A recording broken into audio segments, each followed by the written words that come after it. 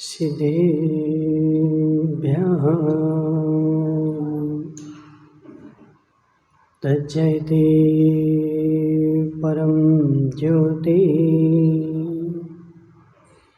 समं समस्तैर्नन्तुपर्यायी दर्पणतले विशकला प्रतिफलति पदार्थमालिका यत्र नमो अरिहन्ताणं नमो सिद्धाणं नमो आयर्याणं नमो अध्यायाणं नमो लोये सद्दशाहम्।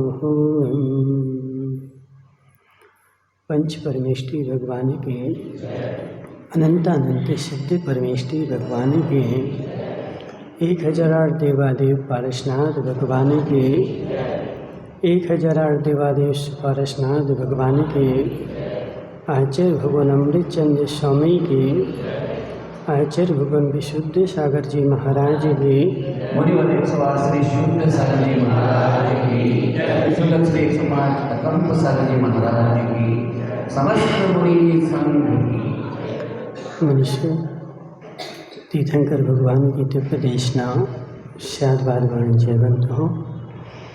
आचार्य भगवान अमृत चंद्र स्वामी यहाँ पर तत्व का स्वरूप विवेचन करते हुए कह रहे हैं कि यह जीव संसार में रहते हुए बंध से डरता है और बंध को छोड़ना चाहता है और निर्बंध होना चाहता है, लेकिन बंध को छोड़ने के लिए वंदना करने जाता है, लेकिन जाता तो वंदना करने है और बंद करके आ जाता है। देखिए इंसान यह बंद को छोड़ने के लिए वंदना करने जाता है और वंदना करने जाता है कि मेरा बंद छूट जाएगा, लेकिन इसकी ऐसी अज्ञानता बैठी हुई है, ऐसी अनादि की भूल बैठी हुई है कि जब वंदना करने भी जाता है तो बंद करके ही आता है और बंद करके आता है और सोचता है कि मैं तो बंद का नाश करके आया हूँ। तो रमेश भाई हर्षोला जी अपनी वंदना को भी पहचानो। मेरी वंदना बंध का नाश कर रही है या मेरे बंध को बढ़ा रही है, क्योंकि मेरे भावों में ऐसी कुटिलता बैठी हुई है कि जब मैं वंदना भी करता हूँ तो उन्हीं कुटिल भावों को लेकर के करता हूँ, उन्हीं मान कसाय को लेकर के करता हूँ, उसी माया कसाय को लेकर के करता हूँ और वश माया कसाय को ही मैंने अपना स्वभाव मान लिया है और वह माया कसाय मेरे पकड़ में नहीं आ रही। ओम प्रकाश जी देखो बड़े गहरे में समझना, वह कसाय ही मैंने अपना स्वभाव मान लिया है और कसाय मुझे वह पकड़ में नहीं आ रहे। जैसे कि एक नीम के वृक्ष पर कीड़ा रहता है। हरकचंद जी नीम का पेड़ के पत्ते खाते हो तुम? नीम के पेड़ के पत्ते खाते हो? नहीं खाते। क्यों नहीं खाते? कड़वे होते हैं, समझना। सवाल कड़वे का नहीं। हाँ हरी है ना, हरी। अच्छा, हरी का त्याग है तुम्हारा। पूरी का नहीं समझ जरा। हाँ ठीक है, अच्छा है, त्याग है, रहने दो। जितने बच जाओ हैं? तो मतलब है जितने बच्चे हो हाँ ठीक है जैन साहब, तुम बिष्टा खाते हो? बिष्टा, मल मल 2 नंबर नहीं खाते, क्यों? खाने की वस्तु नहीं है। खाने की वस्तु नहीं है ना। अब सुनो, हम तुम्हें बताते हैं। एक शुभग नाम का राजा, जो महाराजा था, और महाराजा होने के बाद एक दिन वह जंगल में गया, तो जंगल में उसको एक मुनिराज मिल गए। और मुनिराज ऐसे मिले कि मुनिराज से उसने अपना भविष्य भी पूछ लिया। देखो अपन को ऐसी होती ना कि भविष्य हमारा क्या होगा। राजेश भाई, बेचारा राजेश भाई तो देखो दिन भर सूखा जा रहा है। बोले महाराज, हम इतनी भगवान की सेवा करते थे, तो बताओ कि हमारा भविष्य क्या होगा। तो व्यक्ति को भविष्य जानने की देखो बड़ी लालसा रहती है। और उस राजा ने भी उन महाराज से पूछा कि हे महाराज, मेरा भविष्य क्या होगा। और उन महाराज ने बता दिया कि हे राजन, टेंशन मत करो, आज से 7वें दिन तेरा मरण हो जाएगा और तू अपने विष्टा में ही कीड़ा बन जाएगा। अजित भाई, आज से 7वें दिन तेरा मरण हो जाएगा और 7वें दिन तू अपनी ही विष्टा में कीड़ा बन जाएगा। महाराज, मैं विष्टा में कीड़ा क्यों बनूंगा? मैंने तो जिंदगी भर धर्म किया है, मैं जीवन भर धर्मात्मा रहा हूँ, मैंने जीवन भर भगवान की सेवा की है, मैं कैसे विष्टा में कीड़ा बन सकता हूँ? तुम महाराज ही झूठे हो। कल्याण जी, जब तक मेरे मन की होती रहे तो महाराज साचे हैं, और जिस दिन मेरे मन की ना हो तो भगवान ही झूठे हैं। भगवान क्या, महाराज भी झूठे हैं, और भगवान भी मेरे मन का ना हो तो मैं भगवान भी झूठे हैं। बाबूलाल जी बड़ौदिया वाले एक दिन भगवान के पास गए, हे भगवान सपारसनाथ स्वामी, आज मेरी बस खूब चले, समझना, आज मेरी बस खूब चले, मैं 5 नारियल चढ़ाता हूँ तुम्हारे लिए। और उस दिन महाराज उनकी बाबूलाल जी की बस में कोई नहीं बैठा। समझना चारों लिए शाम, बाबूलाल जी भगवान के पास गए कि मैं 5 नारियल चढ़ाता हूँ, आज मेरी बस में डबल सवारी बैठनी चाहिए। और 5 नारियल बेचारा चढ़ा करके आ गया।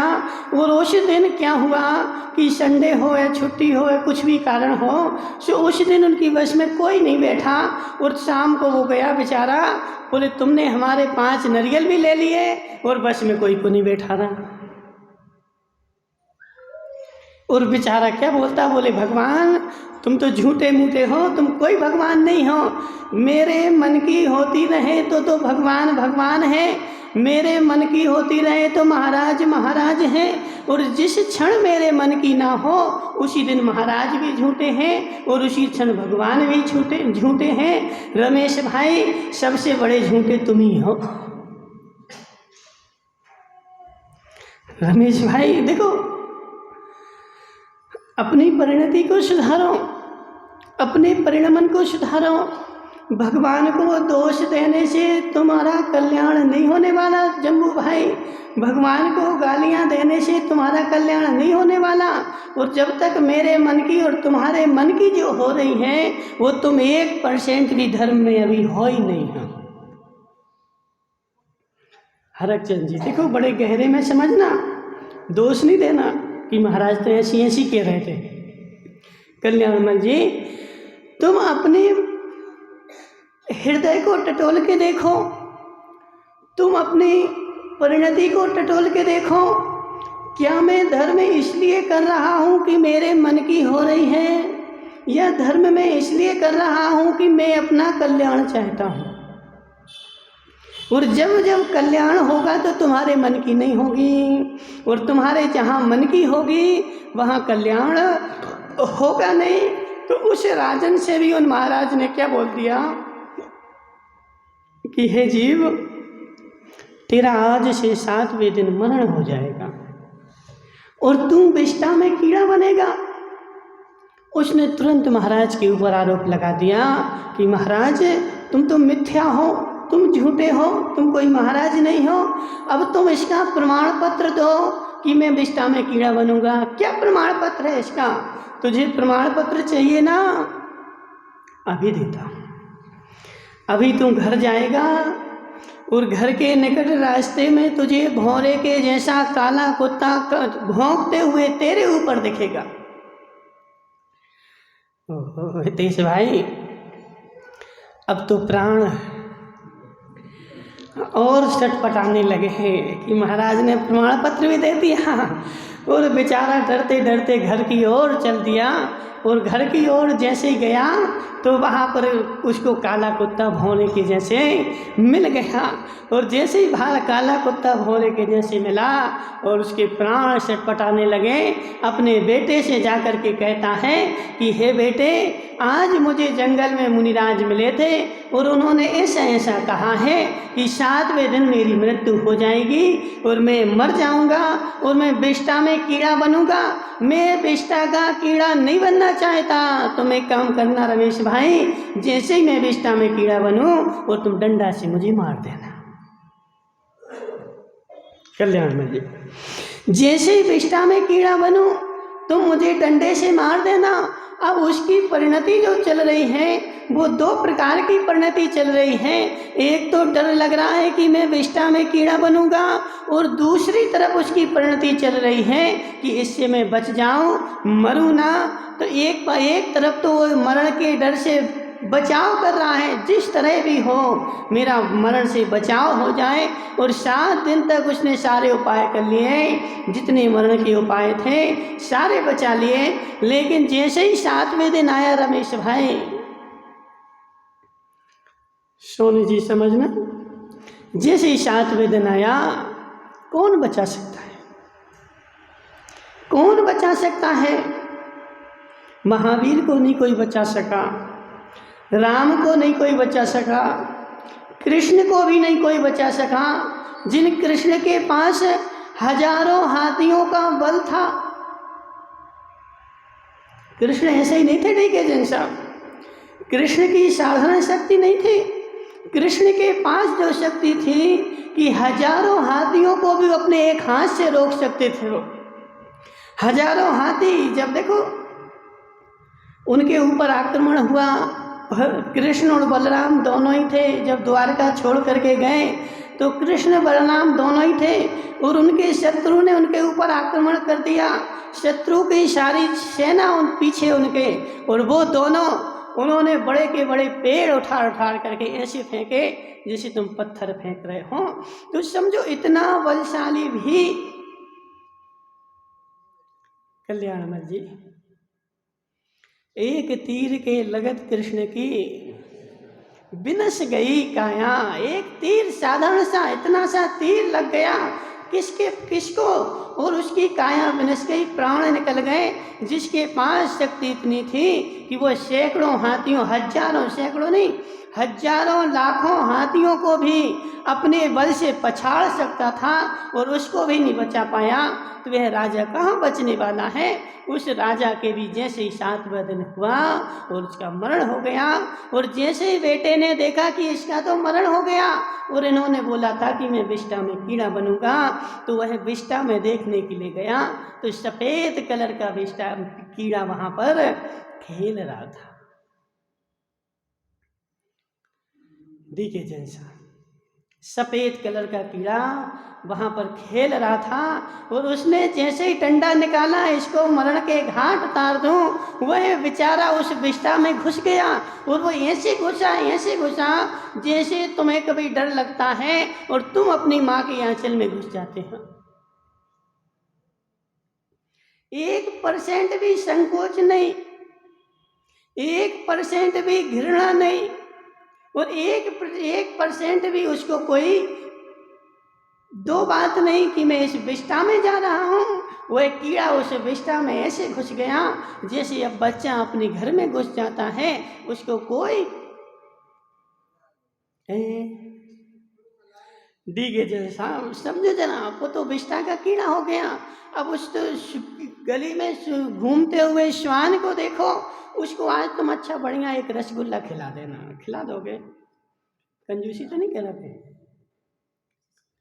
खिला दोगे ना? बस जो गली में श्वान घूम रहा है, तुम एक काम करना डीके जैन साहब, जो गली में श्वान घूम रहा है उसको एक दोने में तुम रसगुल्ला रख देना और एक दोने में मल रख देना, और दोनों सामने रखने के बाद फिर तुम दूर होकर के देखना वो क्या खाता है। अजित भाई क्या खाता है? रसगुल्ला।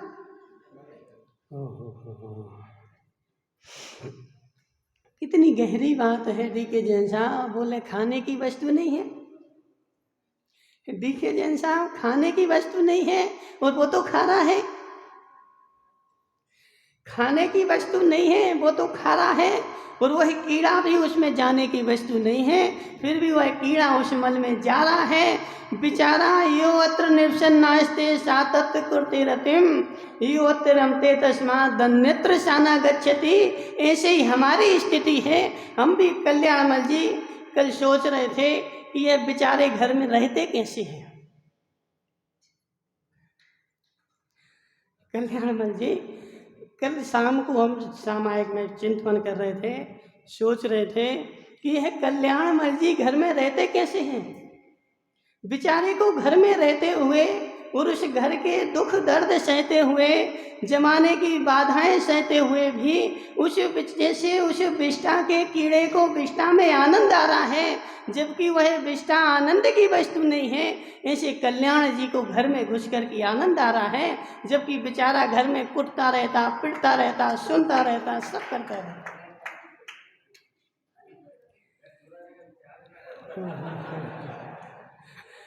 कल्याण जी देखो घर तो छोड़ना ही पड़ेगा,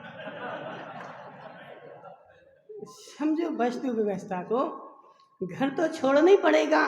और घर छूटा ही हुआ है, घर तुम्हारा है ही नहीं। तुम तो भूल में हो कि यह घर मेरा है और ये घर वाले मेरे हैं। संसार की सबसे बड़ी भूल यही है। क्या हो गया इसको? घर छोड़ रहा है जी? क्या हो गया नीतीश भाई? अच्छा फोटो, हमने सोचा घर छोड़ने के लिए आया।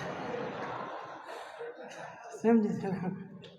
डी के जैन साहब कल्याण जी बोल रहे हमसे कि बोले महाराज तुम घर छुड़ा दोगे क्या? घर तुम्हारा है क्या? कल्याण जी घर तुम्हारा है क्या? संसार की सबसे बड़ी भूल हरचंद जी, संसार की सबसे बड़ी भूल और संसार का सबसे बड़ा झूठ, संसार का सबसे बड़ा मिथ्यार्थ यही है कि घर मेरा है। और बेचारा उस कीड़े के जैसे उस घर में बिलबिला रहा है। उसकी देवी बेचारी डंडा उठाती, चार फटकारती है। किस किस को सुनाने जाती कल्याण जी? तो देखो हरचंद जी बोल रहे हैं, हरचंद जी जब तुम्हारी देवी चार डंडा फटकारती है, 17 बातें सुनाती है, देखो अजित भाई वो कहानी घर घर की है, एक घर की नहीं है, घर घर की है। नीलेश भाई जब तुम्हारी देवी 4 बातें सुनाती है, 4 डंडे फटकारती है, फिर किसको सुनाने जाते? बेचारा बोला महाराज हम तो कुट लेते, पिट लेते और सब सुन लेते, और फिर भी बेचारा उस घर से भागता नहीं है। हरचंद जी समझो बात को, वह बेचारे उसकी देवी डंडा मार के भी भगा देगी कि भगो यहाँ आना नहीं घर में, और 4 बातें भी ऐसी सुना देगी कि यदि तुम्हें कोई मंदिर में वो बातें 4 सुना दे महावीर भाई भैंस रोटगढ़ वाले, तो कल से तुम्हारा दूसरे मंदिर में जाना प्रारंभ हो जाएगा। अजित भाई सत्य है कि नहीं? वही बातें तुम्हारी देवी ने सुना दी, बेचारे को मीठी लग रही है, और सुन करके बाहर जाएगा और कह के, कई बार ऐसा भी हो जाता है ओम प्रकाश जी कि देवी से कह देता अब नहीं आऊंगा घर में। कई बार ऐसा हो जाता, अब नहीं आऊंगा घर में, और बेचारा दिन भर दुकान पे भटकता रहेगा, और जैसे ही शाम होगी फिर उस घर में घुस जाएगा। बिल्कुल भी सोचता नहीं है, बिल्कुल भी समझता नहीं है। वह तुमसे तो बैल अच्छा है, बेचारा देखो खूंटे पे बंधा हुआ है, उसकी मजबूरी है कि रस्सी से बंधा हुआ है, और वह खूंटा छोड़ने की तोड़ने की तैयारी भी करता है, और कई बार भागने के लिए रस्सी भी तोड़ देता है और भागने की कोशिश करता है। लेकिन यह बिना पूंछ का, बिना सींग का बैल, देखो बुरा लगे तो अच्छे से लगे, जो है सो है। बेचारा बिना पूंछ का, बिना सींग का बैल घर से भग भी जाता है, पना भी नहीं है, उसकी तो मजबूरी है कि रस्सी से बांध के रखा है।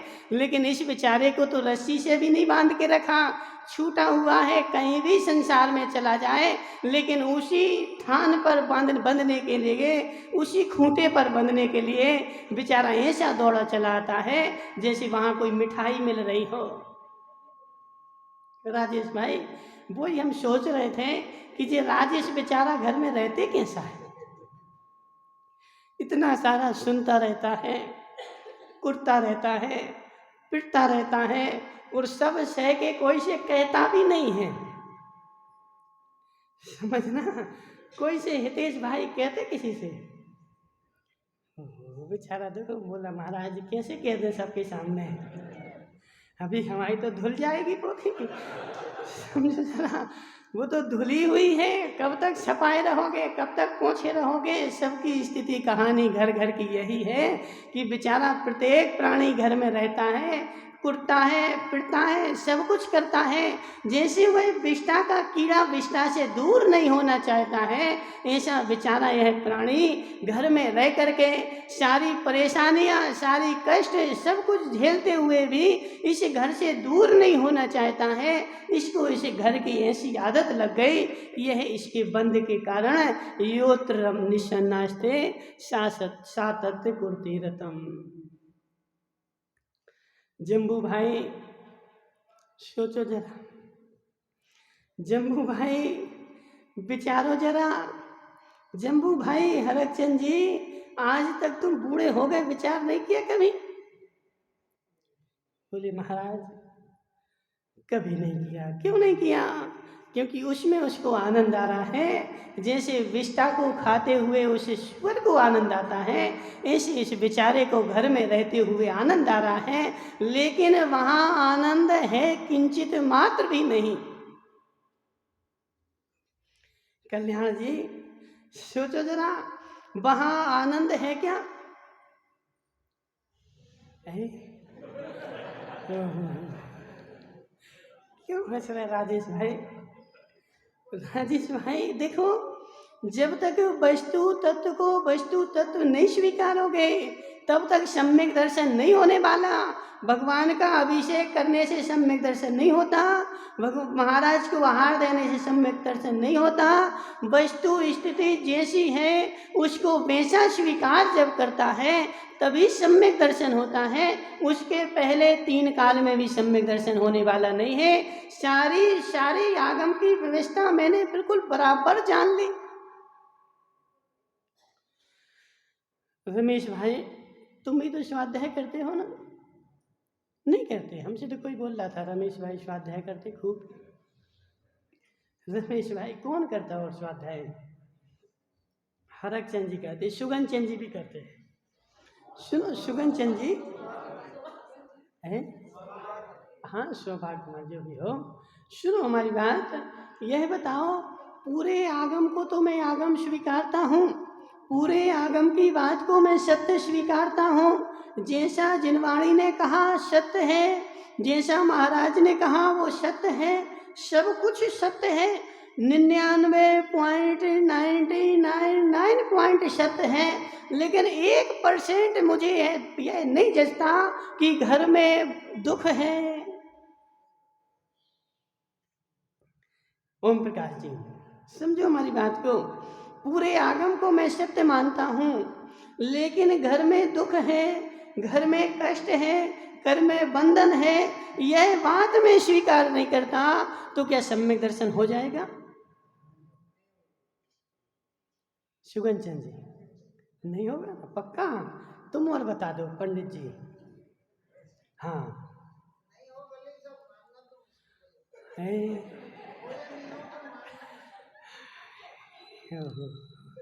देखिए जैन साहब, 6 महीने 8 समय में 608 ही जाते हैं।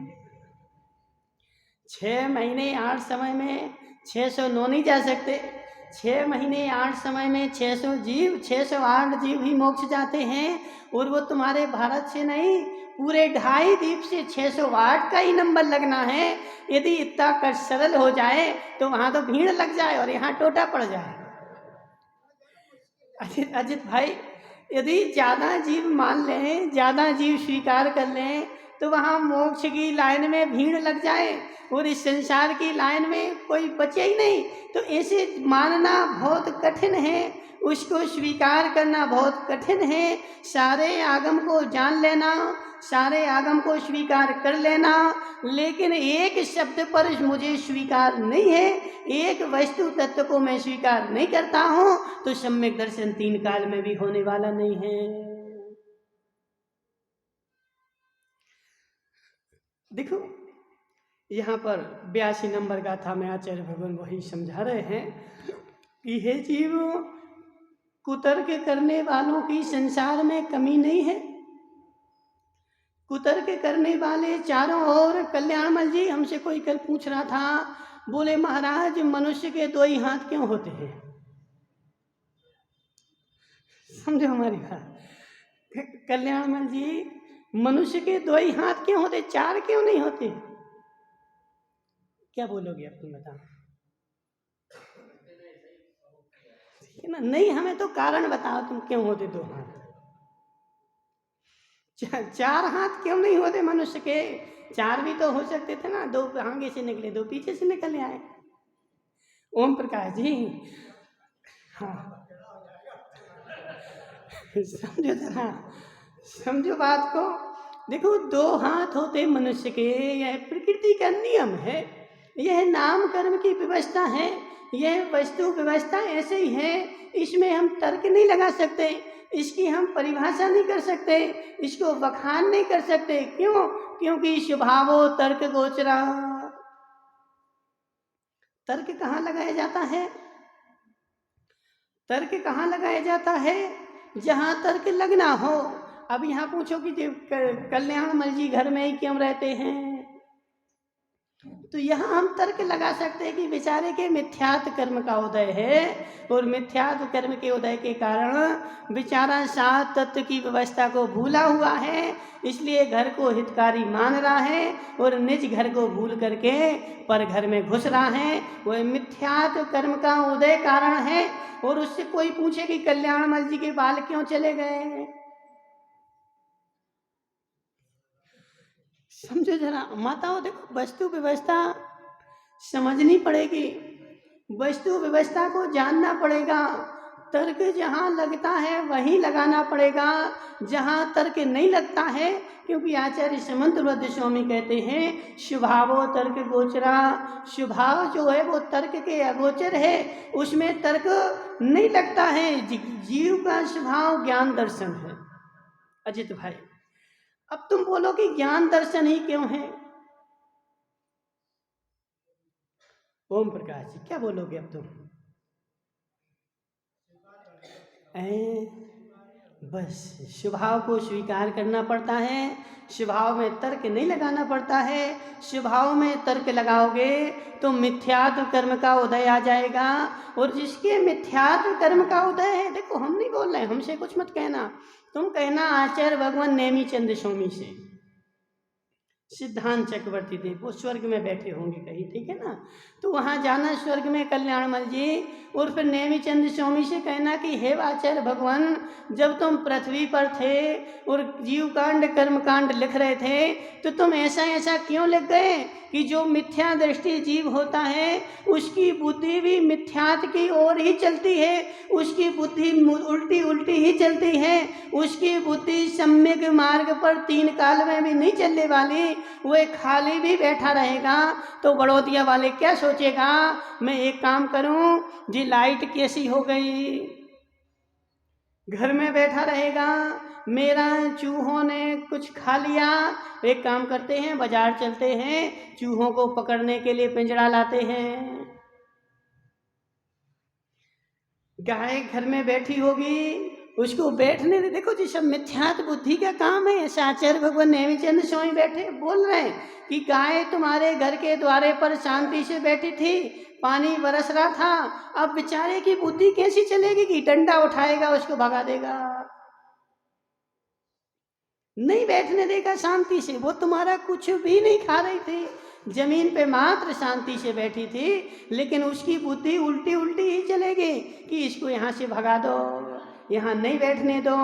ओम प्रकाश जी, तुम खेती करो, ऐसी ऐसी दवाई डालो, ऐसा ऐसा काम करो, चूहा खा रहे हो बिजू का रख दो, वहाँ तीतर पाल दो, वहाँ बिल्ली रख दो, तो उसकी बुद्धि ऐसी उल्टी उल्टी चले। जिसकी बुद्धि उल्टी चल रही हो, समझ लेना रमेश भाई, इसके मिथ्यात्व कर्म का उदय चल रहा है। बेचारे देखो, मिथ्यात्व कर्म का उदय तो चल रहा है और उसी में वो फूला हुआ है, उसी में रमा हुआ है, उसके परिणाम को नहीं सोच रहा है। माताओं समझो जरा बात को। आचार्य भगवान लिखते हैं कि देखो, एक चूहा तुम्हारे घर में रह रहा है अजित भाई, वह तुम्हारा क्या खाता है? तुम्हारा बेटा तुम्हारे घर में रह रहा है, वो तुम्हारा क्या खाता है? तुम तो अभिमान में हो कि वह मेरा खा रहा है, मैं कमा रहा हूँ, उसका भाग्य है इसलिए वो खा रहा है। उसने तुम्हारे घर में क्यों उत्पन्न हुआ?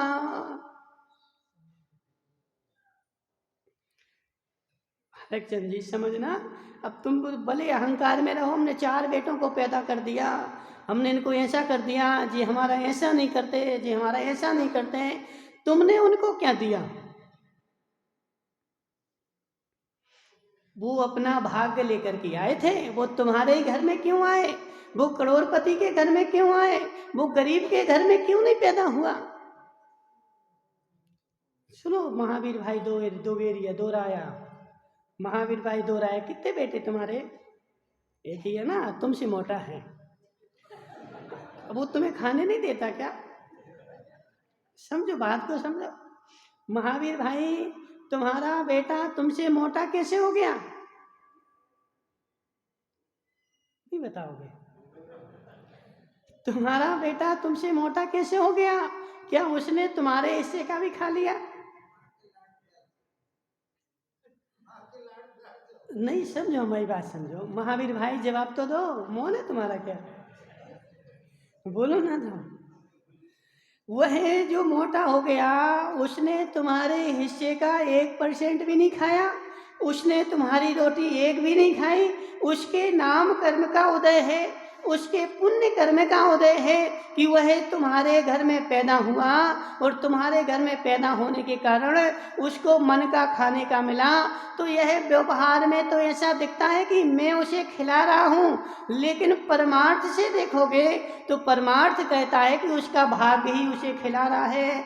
कई बार ऐसा होता ना अजित भाई, बहू घर में आई और जब तक नहीं आई थी घर भरा पूरा था, सब सामग्री थी, सब सुविधाएं थी, लेकिन जैसे ही बहू के पैर घर पे पड़े और सारी संपत्ति जाना प्रारंभ हो गया।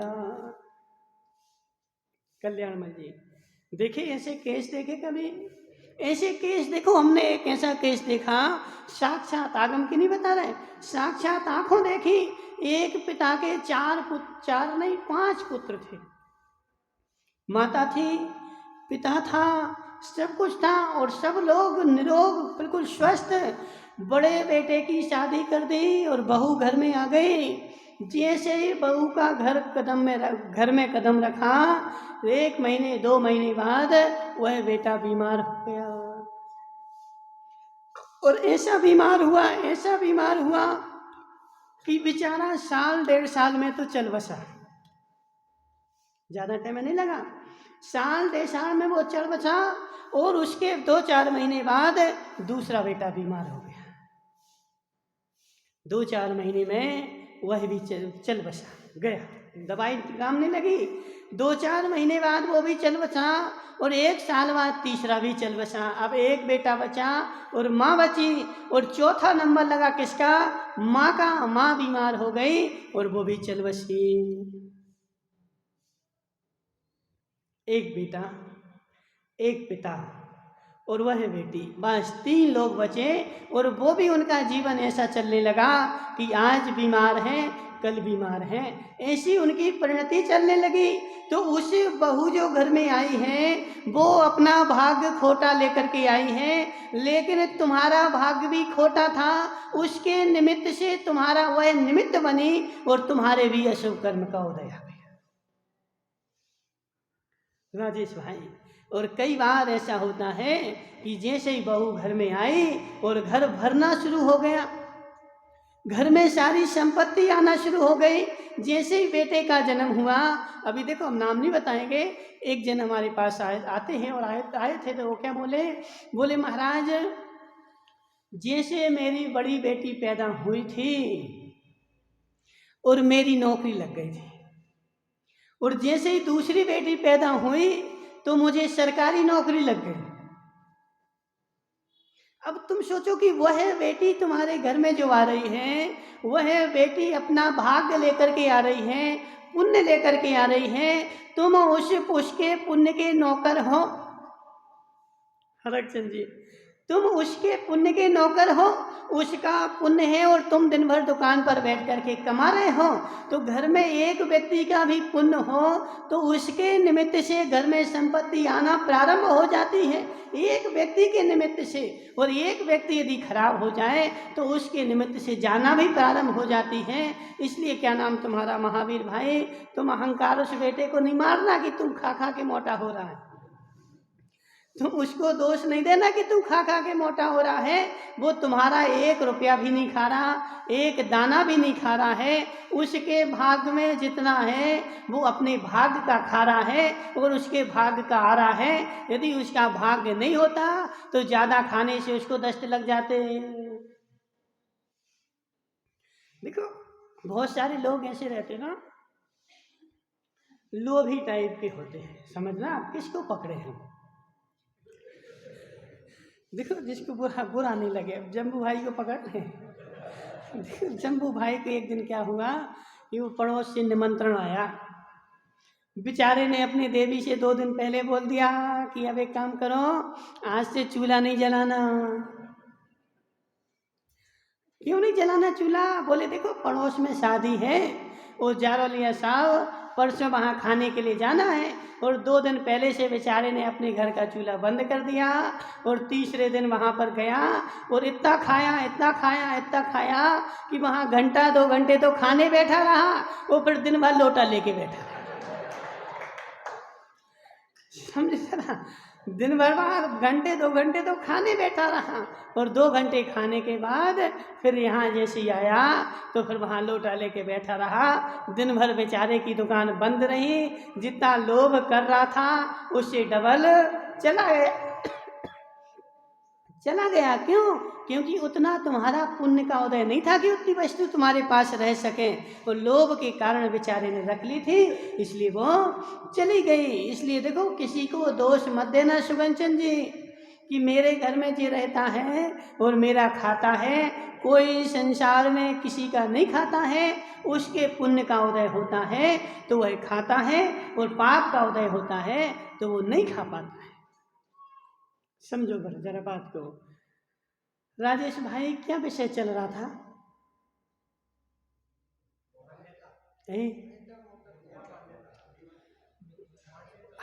मिथ्या मान्यता की विषय चल रही थी कि यह मान्यता मेरी मिथ्या है कि मेरे कारण ऐसा होता है, मेरे कारण ऐसा होता है, मैं घर में रहता हूँ, 1% भी तुम्हारी मान्यता में खोट है तो सम्यक दर्शन होने वाला नहीं है। जब 100% मान्यता तुम्हारी सत्य होगी, प्योर होगी, चोखी होगी, तभी तुम्हें सम्यक दर्शन होगा। यदि 1% भी तुम्हारी मान्यता में खोट बैठी है तो तुम्हारी मान्यता सम्यक नहीं है, और जिसकी मान्यता सम्यक नहीं है उसका मिथ्या दर्शन का उदय है, और मिथ्यात के साथ जो धर्म कर रहा है उसका ज़्यादा प्रभाव नहीं पड़ने वाला है। मिथ्यात के साथ जो धर्म होता है ओम प्रकाश जी, उसका ज़्यादा प्रभाव पड़ता है क्या? उसकी विचार धारणा ही मिथ्या बैठी हुई है, उसकी सोचने की बुद्धि ही उल्टी बैठी हुई है। जब भी वो सोचेगा विचारा उल्टा ही सोचेगा, तब भी विचार करेगा तो कुतर्क का ही विचार करेगा। वह सम्यक रीति से सोच ले ऐसी उसके पास योग्यता ही नहीं।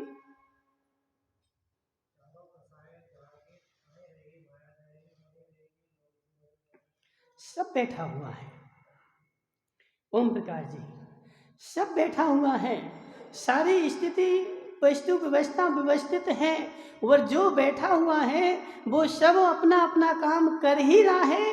अब तुम उसको पहचानो या ना पहचानो, तुम्हारे पहचानने से कुछ होने वाला नहीं है। मिथ्या दृष्टि जीव विचारा अपने विचार धारणा को उल्टी बनाता है, और वह विचार धारणा उल्टी बनाने के बाद वह उसको लंबे समय तक खींचता भी है। कल्याणमल जी, तुमने कभी पूजन की थी? की थी पूजन?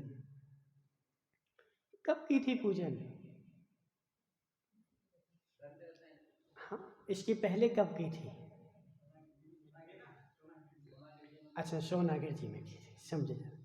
सोनागिर जी में तुमने पूजन की थी, तो सोनागिर जी में पूजन कर रहे थे तो तुम्हारे बगल में बैठा कौन क्या चढ़ा रहा था?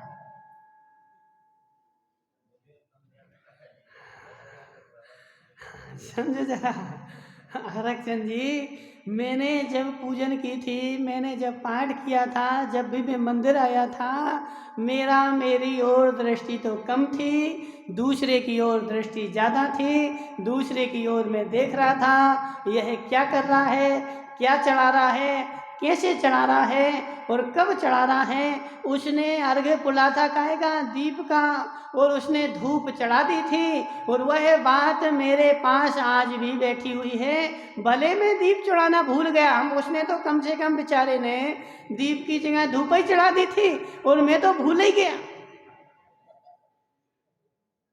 सुनो भूरिया भाई, उसने तो दीप की जगह धूप चढ़ाई दी थी, और उसको मैं देख रहा था, और जिस क्षण में उसको देख रहा था तो मैं क्या देख रहा था कि दीप का अर्घ्य बुल रहा है और वह धूप चढ़ा रहा है। लेकिन वह तो चढ़ा रहा था और उसके चक्कर में मैं तो चढ़ाना ही भूल गया,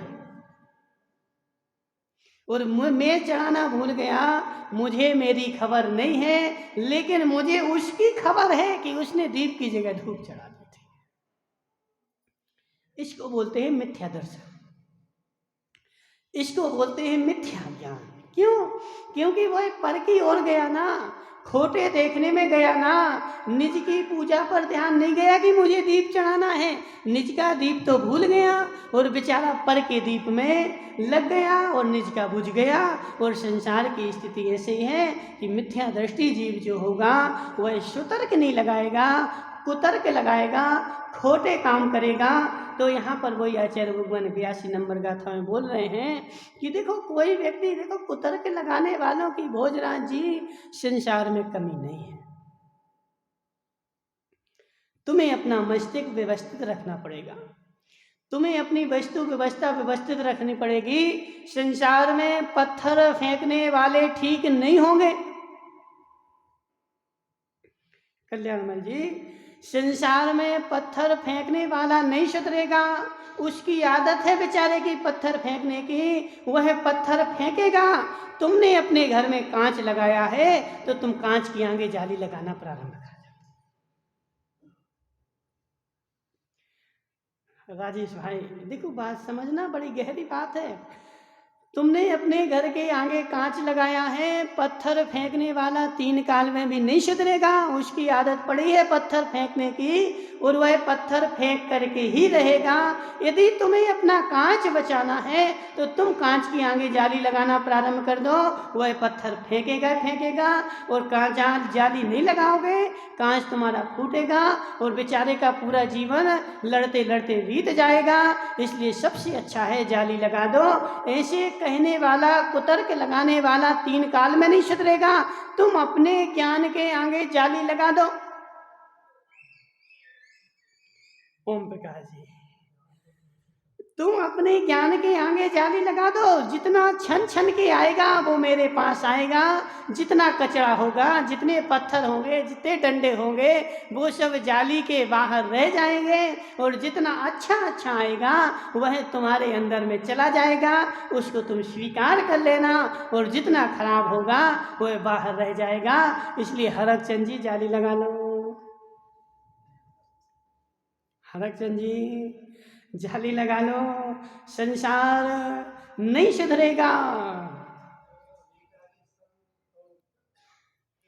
बस जाली लगानी पड़ेगी। ओम प्रकाश जी, तुम बोलो कि मेरे बेटे की माँ सुधर जाए,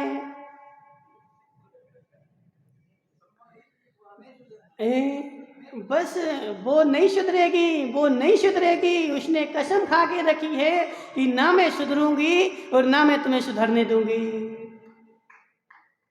देखो राजेश भाई, ताली बजाओगे, अभी घर में जाके थाली बजेगी। यहाँ ताली बजेगी, घर में जाके थाली बजेगी। इसलिए संभल के बजाना। संसार में देखो, एक वो लोकमान्य तिलक हुए ना, उन्होंने क्या नारा दिया था? तुम मुझे खून दो, मैं तुम्हें आज़ादी दूंगा। ऐसे तुम्हारा तो संसार देखो तुमसे बोलेगा, मैं तुम्हें डंडा मारता रहूँगा, तुम सुधरने ना पाना। लेकिन यदि तुम्हें सुधरना है तो तुम्हें सम्यक की जाली लगानी पड़ेगी। और क्षण क्षण के फिर ज्ञान आएगा, क्षण क्षण से वाक आएगा। जितना क्षण की आए उसको ग्रहण कर लेना, और जितना अनछना हो उसको बाहर कर देना। यही तुम्हारे कल्याण का मार्ग है। इसके अलावा संसार में यह सुधर जाए, फिर मैं सुधर जाऊंगा। बाबूलाल जी क्या बोलते हैं? बोले महाराज, मेरा पड़ोसी सुधर जाए फिर हम सुधर जाएंगे। बाबूलाल जी, पड़ोसी नहीं सुधरेगा, उसने कसम खाई है, वह कसम का पक्का है, मैं नहीं सुधरूंगा, मैं जवान का पक्का हूँ। यदि तुम्हें अपना कल्याण करना है तो तुम्हें ही सुधरना पड़ेगा, तुम्हें ही जाली लगानी पड़ेगी। तो यहाँ पर कोई जीव जो है वो आचार्य भगवान अमृत चंद्र स्वामी से कुतर्क कर रहा है कि हे आचार्य भगवान सुनो तो जरा। बोले क्या बात है? बोले तुम क्या खाते हो? बोले हम हरी खाते हैं, हम गेहूं खाते हैं, हम दाल खाते हैं। तुम दाल खाते हो ना, तो ये बताओ उस हरी में कितने जीव होते हैं? दिखे जैन साहब, हरी में कितने जीव होते हैं? असंख्यात जीव होते, ठीक है ना। एक लौकी तुम जो बाजार से लाए उसमें भी असंख्यात जीव होते हैं, एक नहीं होता है। एक आम तुम बाजार से लाए उसमें असंख्यात जीव होते हैं। तुम आलू बाजार से लाए उसमें अनंतानंत जीव होते हैं, ठीक है। कितने जीव होते हैं?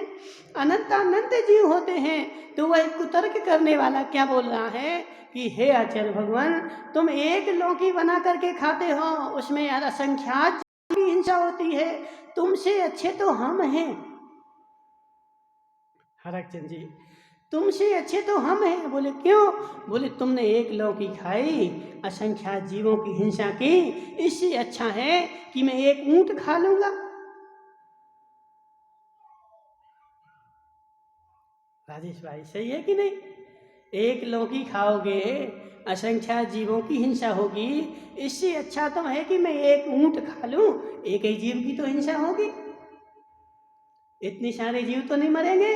और एक ऊँट खा करके हम पूरे मोहल्ला भर के भर जाएंगे, मोहल्ला भर का पेट भर जाएगा। तो एक जीव की हिंसा हुई और तुमने असंख्यात जीवों की हिंसा की, इसलिए तुमसे अच्छे हम हैं, तुम हिंसक हो, हम अहिंसक हैं। ऐसा कोई आचार्य भगवान से कुतर्क कर रहा है तो आचार्य भगवान उसका उत्तर क्या देते हैं कि हे जीव सुन जरा, असंख्यात लोकी में जीव भले हों लेकिन वो स्थावर हैं, वो तिरस्कार नहीं है और उसमें मांस संज्ञा नहीं है। एक ऊंट खाने वाला मांस को खाता है और एक लौकी खाने वाला स्थावर जीवों को खाता है। और जब भी मैं खाता हूँ तो उसको उबाल करके खाता हूँ। उन जीवों की तो हिंसा होती है लेकिन स्थावर जीवों में दोष नहीं लगता है क्योंकि उसमें मांस नहीं है। जबकि मांस की डली जो है, उस मांस की डली में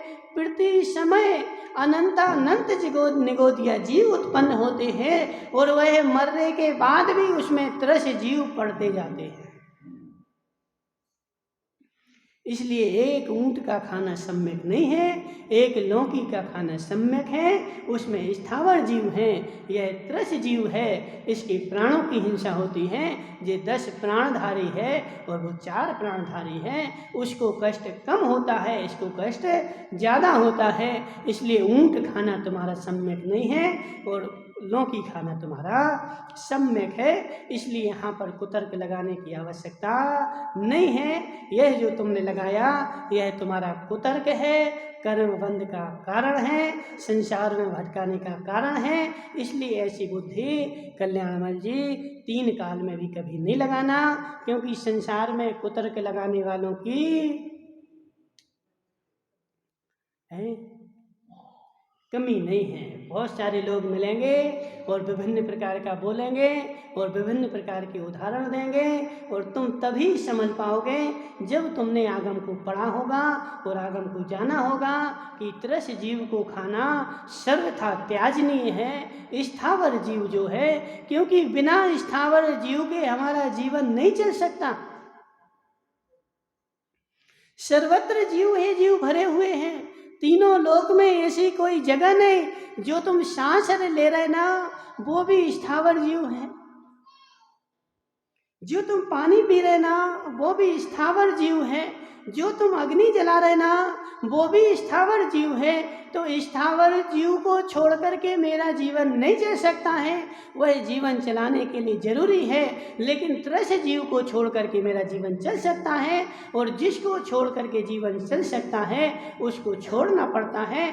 ऐसे आचार को छोड़ करके मेरा जीवन, महावीर भाई अचार छोड़ दोगे तो जीवन चलेगा कि नहीं चलेगा?